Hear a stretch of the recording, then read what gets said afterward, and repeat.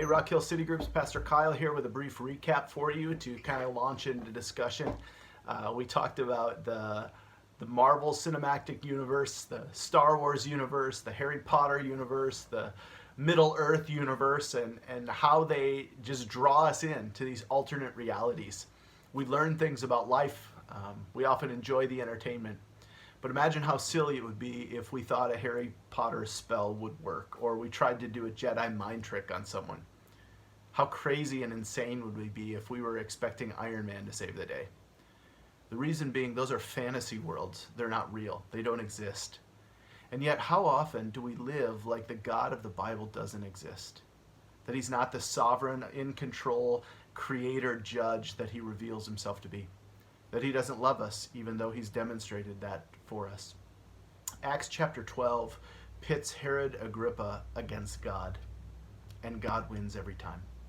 Yes, Herod has James killed. Yes, he has Peter imprisoned, but God rescues Peter to display his power.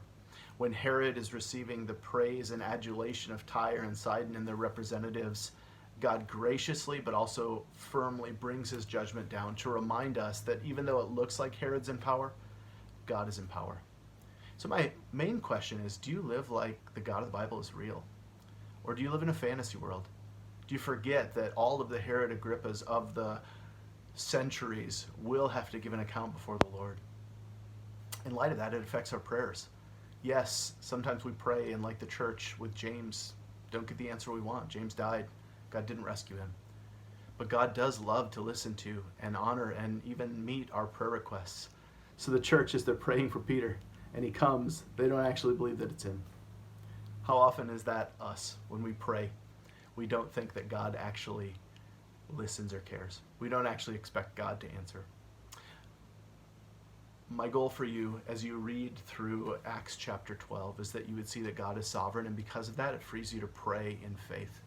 It frees you to humility rather than pride. And it frees you to see God's providence play out in the progression of the gospel around the world. Love you guys.